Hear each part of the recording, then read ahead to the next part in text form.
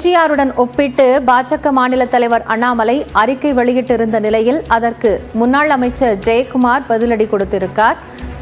மடுவுக்கும் மலைக்குமான வித்தியாசம் என்று குறிப்பிட்டு அவர் பேசிய காட்சிகளை தற்போது பார்க்கலாம். பிரிவினை நாடும் சமநிலையில் இணைவோம் என்ற அந்த கருத்து இன்றைக்கு அந்த அளவுக்கு இன்னைக்கு பிஜேபி கொள்கை இருக்கு. இன்னைக்கு மதத்தால பிரிவினை பண்றது தானே அவங்களுடைய வேலையாவே இருக்கு.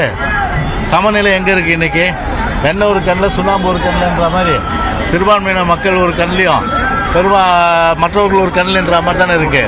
அதில் இதை எந்த நிலையிலும் அவரோட ஒப்பிடவே முடியாது.